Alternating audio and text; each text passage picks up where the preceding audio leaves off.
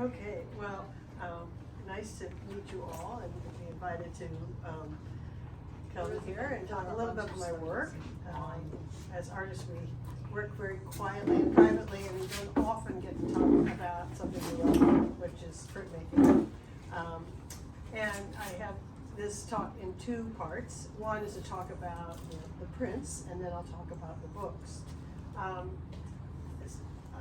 Phil does, Phil, right? Yes. Yes, does the relief printing, which people are very familiar with, and where you carve into wood or linocut or linoleum, and it's a relief so the ink stays on the surface and the negative space has been carved away.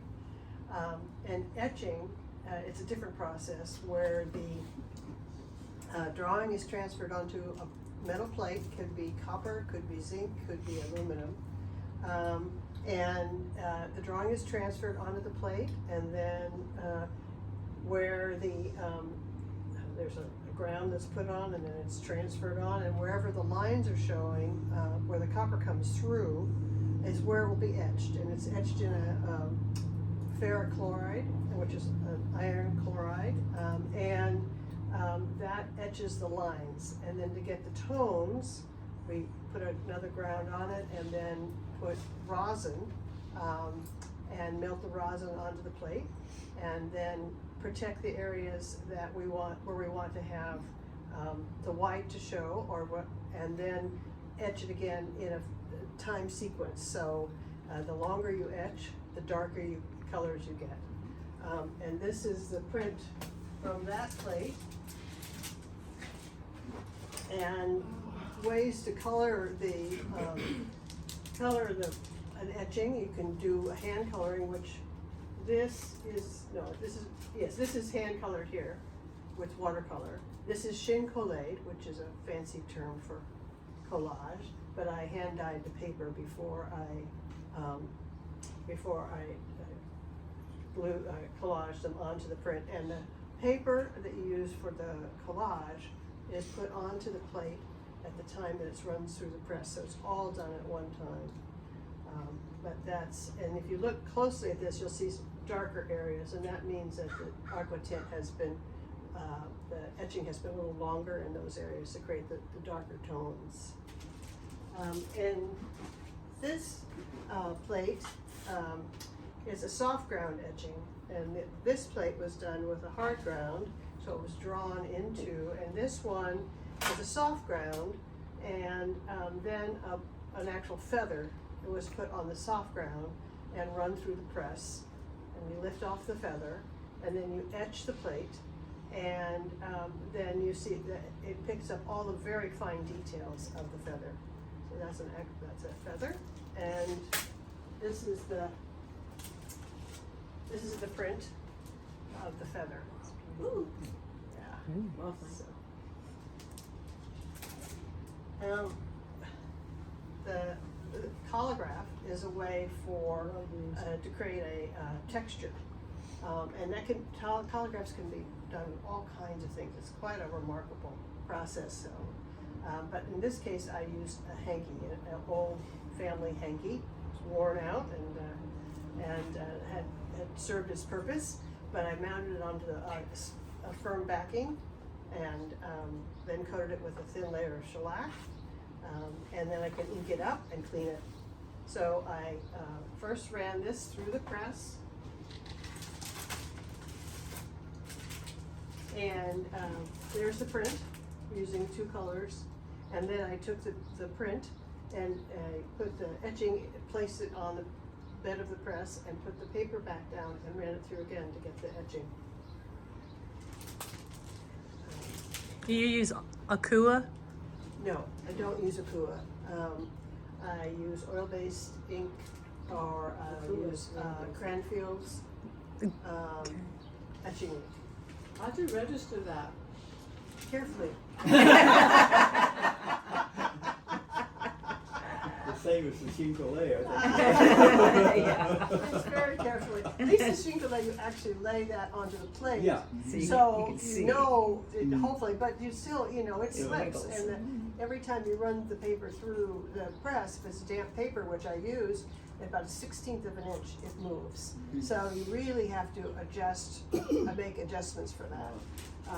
But this one was, I set up a, Tape and yeah, blue tape on the bed of the press, and have a piece of chipboard that kind of where I can shove the edge of the colograph into that, kind of anchors it in the corner here. So it's just, I had a friend who is very precise, and he came and he helped me print these, because having 4 hands is very helpful. And he's also so, he's very careful, and I tend to, that's not my nature. I'm careful to a point, but. That's a nice way to say it. Yeah, where do you get a friend like that? You do, you're so grateful. So this is the same process on a different kind of paper. This is kirikata, which is a Japanese paper. This is a Western paper. It's called Somerset. And that can make a difference too, in the feel and the quality of the print.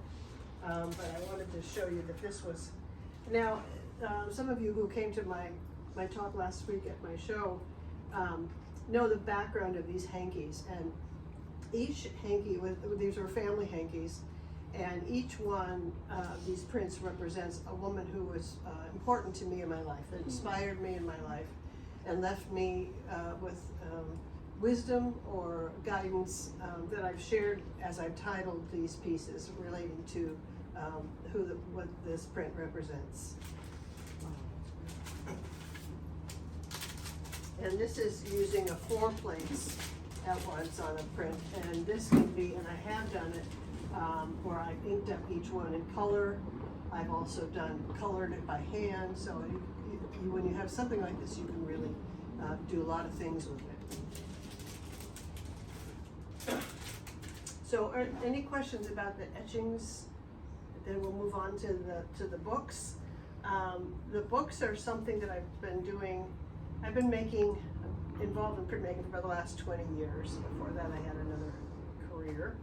I started out with monotypes and then moved into etchings about 7 years ago. But the books I've been doing for about 15 years, and I do about 6 a year. And they're in special collections, usually library and university collections throughout the country. I find a book that's of interest to me, and it has to have a film component. It has to have a film adaptation, by and large. An exception here was Hiroshima, which was by John Hershey. And I made this book after that terrible tsunami and earthquake, and just thought about the destruction again that occurred along the coastline of Japan. So I took images of just everyday activities of Japanese people experiencing shopping, eating in a store, working in the fields, children at play, to signify how a life can change in just a moment's notice. And John Hershey revealed to the American public the damage that was done to the people of Japan in the essay he wrote in 1946. You take these books apart and then you do monotype. So these, Plexi. That's a different kind of book binding.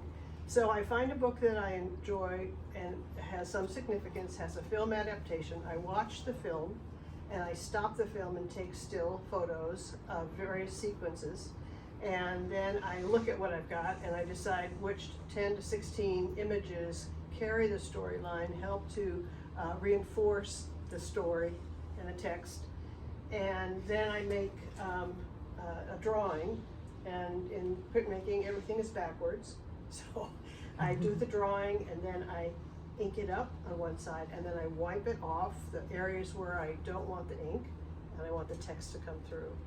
And with just a few exceptions, The Beauty and the Beast is not one of them, but the other 3 here, the text and the image follow the story. So the words from the story will pop through the prints on the page. So I assemble my prints, I attach them to a long sheet of paper, make it into an accordion fold, and reattach it to the original cover of the book. And these are Monotypes. so they're one. One, but I can make an edition of, or a variable edition of two. I use and there I use the Safe Wash, Cranfield Safe Wash for the monotypes. If I've got a good saturation of color, I can make a ghost print, and then I can make a variable edition of two. But that's the maximum.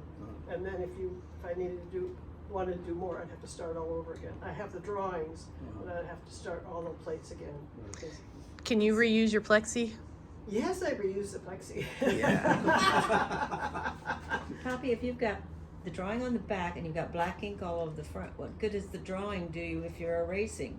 Do you hold it up to the light or something, or you can see through? Well, I use the red Sharpie works best. Oh. I can see the red Sharpie, and I'm working backwards the whole time. I'm working like this backwards, or wiping the plate. But you're literally in the air. I'm holding it out in yeah, the air. Oh. Yeah, and I'm working like this to draw the lines backwards, and yeah.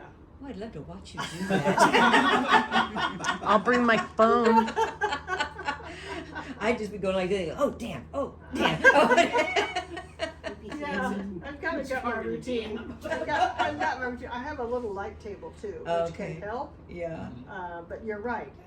I draw the outline of the backwards. figures first, or the image first, so I have some guidance of where to go. What's your favorite wiping utensil? A rag No Q-tips? and a Q-tip. Small areas of Q-tips.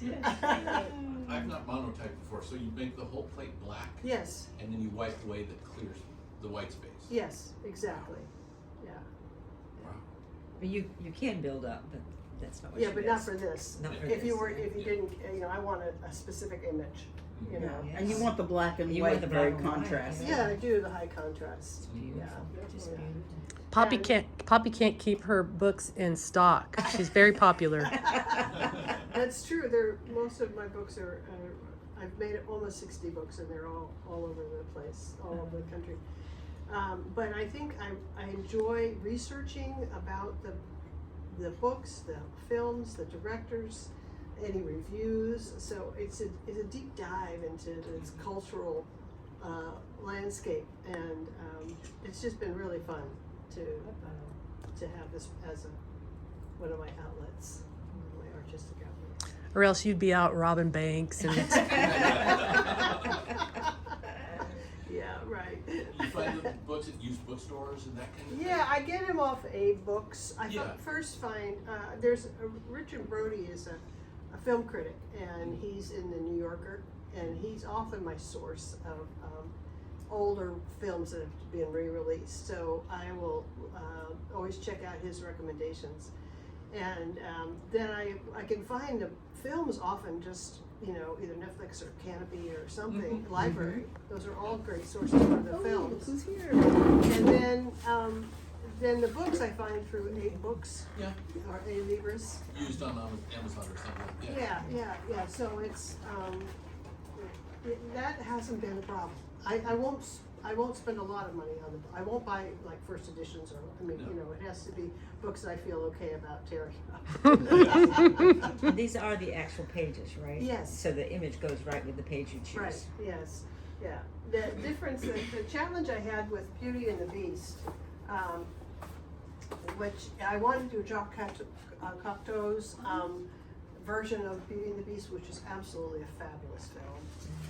But I couldn't find a book, that wasn't like a kid's fairy tale, that was, so I ended up having to both, it was in the public domain, so I was able to make a photocopy on paper that takes prints of the original French version that had been translated, and then bind it with its own original binding, handmade binder cover. But because it's such a beautiful film, and that's the version I wanted to do. Any other questions you might have about what I'm doing? What is this book, Moonrise. Moonrise by Theodore Strauss. It was directed by Frank Borzage, and he was a Hollywood filmmaker. And it's a film noir, but it has a non-traditional ending. And he wanted it, and the scenes are very graphic, as you can tell.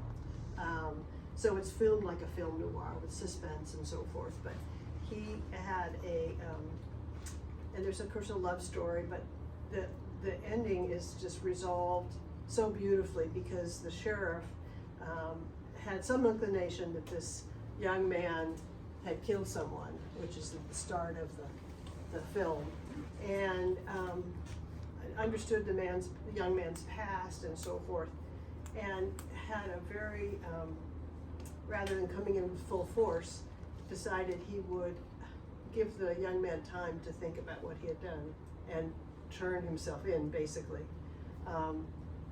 and understand that he was actually in self-defense. So a lot of times at the end of a film noir, it's like, you know, everybody gets killed. There's no, you know. That's the noir part. That's the noir. It's like, it's not going well for anyone.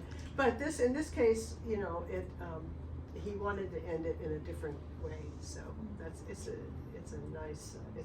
good story. Well acted. I know that YouTube, you can search film noir. They've released a whole lot of film noir movies on YouTube, just for FYI. I wonder if Moonrise is on it. Yeah. Cool.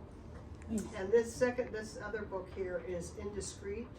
I call it Indiscreet, but the book is called Kind Sir. Kind Sir was, let's see, I'm trying to remember who wrote it, Norman Krasner. And it came out as a play first. It's actually a play with Mary Martin and Charles Boyer on Broadway. And then it was made into a film with Ingrid Bergman and Cary Grant. And it's a classic, 1950s film, romantic comedy. So it's lots of fun. Poppy, or do you have anything coming up? Are you going to do Open Portland Studios again? No, I'm not, but I have a show going on right now. There's my little blurb about it right there. At PDX Commons co-housing, I have more books, and I have prints, etching prints, and that will be up. PDX Common is at 4262 Southeast Belmont, and the show will continue through July. And if you would like an appointment to see the show inside, there's a gallery inside, please contact me, and I can make arrangements for that. Great. Thanks for asking. Thank you, Poppy. Thank you. Really appreciate it.